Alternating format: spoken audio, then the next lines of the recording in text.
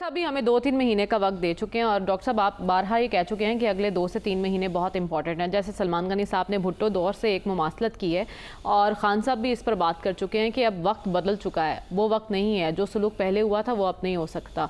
आपको क्या दिखाई दे रहा है? आप मुमासलत कर सकते हैं इस दौर के उस दौर के साथ?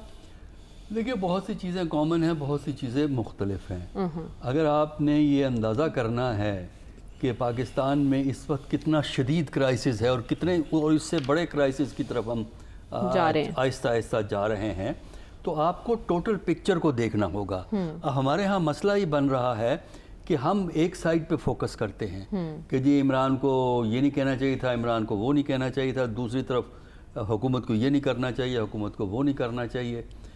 आप इनको जब चीज़ों को इकट्ठा करते हैं, हुकूमत की साइड वाले और इमरान खान को इकट्ठा करते हैं, तो आपको ये नज़र आता है कि हमारी सियासत जो है इस वक्त ना जमहूरियत के मुताबिक है, ना कुछ असूलों के मुताबिक है, बल्कि दोनों तरफ कोशिश ये है कि दूसरी साइड को हम ख़त्म कर दें। और जमहूरियत अगर चलानी है और पाकिस्तान का मुस्तकबिल जमहूरी निज़ाम के साथ है, उसमें जमहूरियत का होना, चाहे वो कमज़ोर जमहूरियत हो, टूटी फूटी जमहूरियत हो, वो बेहतर है बनिस्बत के हम कोई डिक्टेटोरियल निज़ाम इस ममालिक में लाएं, चाहे किसी किस्म का डिक्टेटोरियल निज़ाम हो। इस वक्त जो कन्फ्रंट्रेशन है, वो कन्फ्रंट्रेशन जो है दोनों को नुकसान पहुंचाएगी और ज़रूरत पाकिस्तान में इस वक्त रेस्ट्रेंट की है।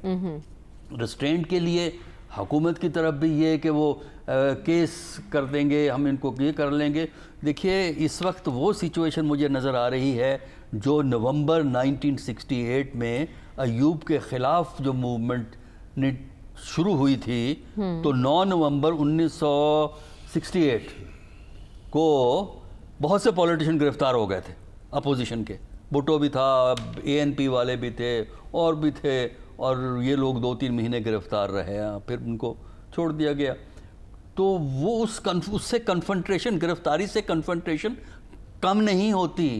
ये ख्याल रखें कि स्टेट एपरेटस की एक लिमिट होती है, पावर डराती है लेकिन एक स्टेज पे पावर बेमाने होकर रह जाती है।